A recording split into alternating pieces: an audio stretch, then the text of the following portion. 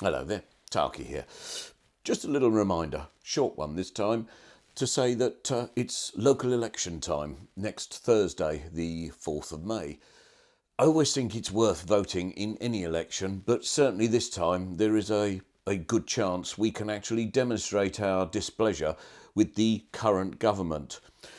Many people will say that perhaps that is the only good reason for voting in a local council election. In some ways, I can agree. Local councils now are so dependent upon national government for their local government grant and the money they receive to do the things they are expected to do, that a simple change of council from, say, Labour to Conservative, or vice versa, hopefully, doesn't actually make a great deal of difference. But this time, I think it's important to put the cat amongst the pigeons and certainly unsettle one Rishi Sunak. Sunak has portrayed himself as the technocratic leader who gets things done, but really, he probably hasn't done that much at all. The same things continue to go on. The illegal immigration bill, illegal in name and illegal in nature, the constant bashing of the culture wars, etc., etc., etc. I think it's worthwhile just ramming home to the Conservatives that their time is over. 13 wasted years, even if we're stuck with them for another year and a bit. So please exercise your right to vote. Don't forget that this time as well, you will need to take photo ID. This is yet another Tory wizard wheeze, a solution in search of a problem, since the amount of voter fraud over the last 5 years, as far as I understand, is negligible and has remained negligible. I think the figures are something like 1,300 cases, of which less than 0.1% had resulted in any action, and at least half of that was simply cautions.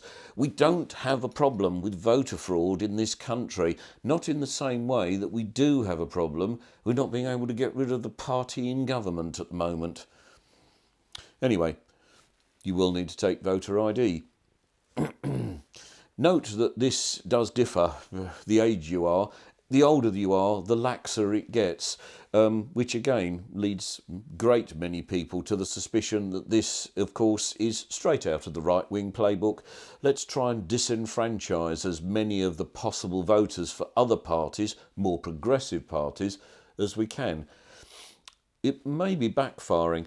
A few councils, run by Tories, have been posting out forms for postal votes to members of their constituencies.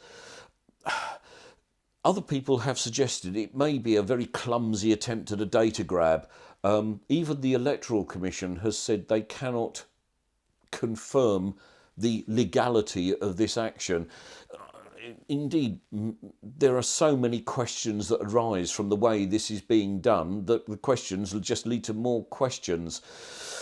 I do wonder, however, if it's a whiff of panic. I do wonder, in all the sudden rush and enthusiasm to validate an already pretty validated electoral system, the Tories have suddenly realised that they may actually be cutting out some of their own voters as well. Anyway, if you don't believe that a Labour candidate has a chance of winning in your particular area, it's worth playing the tactical voting game. If Labour are regularly beaten into third or fourth place, who's coming second? Is it perhaps the Liberal Democrats? Even the Greens, they often do quite well at local election level. If it is, play the tactical game. It might well be worth voting for Green, Liberal Democrat or another one of the progressive parties rather than simply not bothering and letting the Tories get back in again. They need to be taught a lesson. This is only a council lesson, of course, and there's no point in expecting unicorns and utopia should you manage to swing a council from Conservative to Labour. As I've said, unfortunately, they depend far too much on their local government grant from Westminster for that. But it'll make a difference. It's a start, and it certainly puts the pressure on Sunak's fragile coalition of vaguely sane and headbangers in Westminster. Anyway, enough said. very short one here. I shall say, chin chin, get those votes out on Thursday, and see you again next time. Chin chin.